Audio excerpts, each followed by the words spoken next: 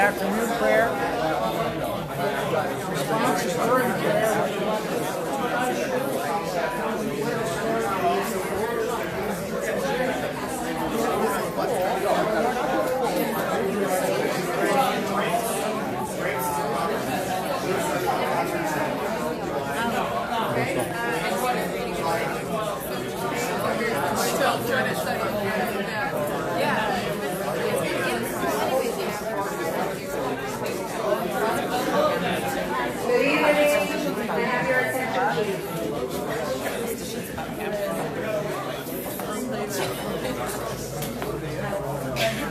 Hi, good evening, everyone.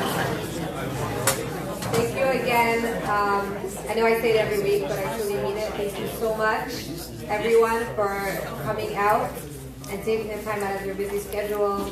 I'm sure a lot of you are exhausted by this hour, and it's really appreciated by me, by all of the Torch staff, and by your partners as well. So thank you very much. I do try once a month to wish a happy birthday to anyone that I have their birthdays for.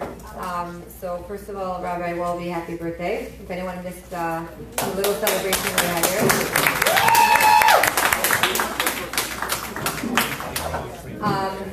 Carter Peeler, first of all, welcome to Partners in Torah, and happy birthday to you. You had a birthday this month. So, I have a little present for you afterwards. I'll give it to you. And the SK Herbst is not here, but I wish her happy birthday as well. Next week, just wanted to remind everyone there is a big barbecue going on here at Partners in Torah for Lag BaOmer. We are really outside. We're not setting the place on fire. But it will be really, we're working hard and really making it an incredible night. And if anybody's interested in helping to sponsor that night, please let me know. And we really are going, it's really going to be really good. Don't miss out, and tell your friends about it, and bring anyone new. Partners in Torah will never, hopefully, God willing, never die, and the more the merrier. So bring your friends, and we'll have a great time next week for Lag BaOmer. Also, if anyone is interested in saying the Dvar Torah, just for 10 minutes, speaking, anybody is welcome to do it. And this week, Malca Dina Tobin is an intern that came here to spend a year here at YTE. And I had the privilege to really get to know her. She's almost like a daughter to me here in Houston. And I'm very touched that she wanted to share a story and an experience with us. So Malca Dina, please.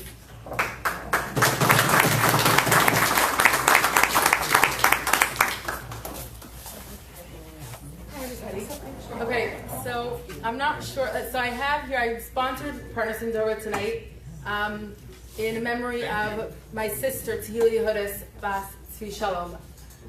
14 years ago, when I was about 5 years old, I was in kindergarten. And it was March 29th, 2004, and I was sitting in at my circle time, and there's a call, and Malca Dina, your mother had a baby, like this day that I've been waiting for so long finally came. And I get the call, I'm excited, my parents bring her home, and I have this new tiny little baby to cuddle and hold. But there was one issue, or maybe, so the midwife, she was a little bit nervous, the baby, she wasn't adapting to the surroundings as a baby should. And she said, take her to the doctor, as soon as possible. So the next day my parents brought her, she was about 48 hours old, my parents brought her to the doctor. And the doctor said, bring her to Children's Hospital immediately. And my parents took her to the Seattle Children's Hospital, and she had her first of many open heart surgeries. Tehillah was born with Down syndrome, and as with many Down syndrome children have, heart defects. And she, like my father always says, she lived an extremely full life. She lived for 14 months. She died the anniversary of her death was this past Sunday, and 13 years ago. And my dad always says she lived like an extremely full life. She accomplished. How can a baby accomplish so much? So I mean, just even trying to think back, and not even trying, but thinking back to memories from when I was 6 years old that I remember. There were people who came and they, she needed to go to the hospital. Okay, what can we do? How can we take your kids? It was me, and then I had two siblings, and then there was this baby. So it was like, can we take your kids? And there was one Shabbos that she had to go and she had a cold or something. And I remember there was this one lady who came. She's like, okay, she helped my family go to the hospital, and Tila was fine. And then there's another family that always, my mother called. They came, they picked us up, they took us we stayed at their house for days. My younger sister, she's now 15. There's this one family in Seattle. She lived there for a whole year. She was, she turned 3 there, And there's another family. The day she died was when my parents were in the hospital with her, and I was in school. And this person, she died. This person came to the hospital to take her. She was buried in Vancouver. We have a family plot. But his wife was 9 months pregnant, and here he is coming to take a child that just died. But the point is that my family, with this whole situation, is when she was born, my parents could have taken the situation and looked at it and been like, we were given a child that was ill. Now what? We're going to close into ourselves, and we're gonna deal with it. We have 3 other kids we have to take care of. We're gonna take care of it ourselves and whatever. But my parents, instead, rather than looking at it as like, oh, we got such a hard thing hit us, my parents opened it up to the community. They said, here, we have a child that's ill. Share in it. Share with us. Share who she is. She's a blessing. She's not she's a sick child, but she's so much more than that. She's a human being, and she has so much to offer. It's hard to but she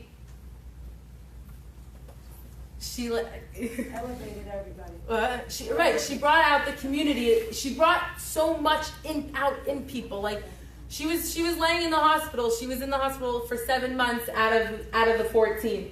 And from this, you can learn. There's so much good that could be done, and so much that we can gain from something that's hard. When you have something that's hard, if you just take it and okay, this is hard, and I'm going to seclude myself and close up, then you're not going to gain anything. But when you have something that's hard and something that's painful and something that's challenging, if you open it up and say, this is what I have, this is what's given to me, what am I going to do with it? How am I going to grow? How am I going to change? How am I going to become a better person?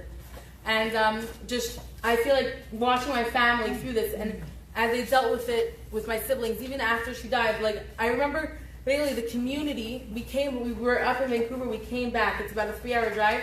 We came back, our house was under construction. There was people attaching a new door to the front of our house, and there was people on our roof fixing our roof because we moved into this house. And then, as my dad always said, she's an energy bomb. She can go off in any minute. She's here, we don't know how long it's going to be. So, but we moved on with life, and we enjoyed it. So when we have things that are hard, it's okay, I'm going to take it and I'm going to work with it. I'm going to become better. I'm going to move on, and I'm going to try to do the best that I can to be the best person that I can be. Thank you.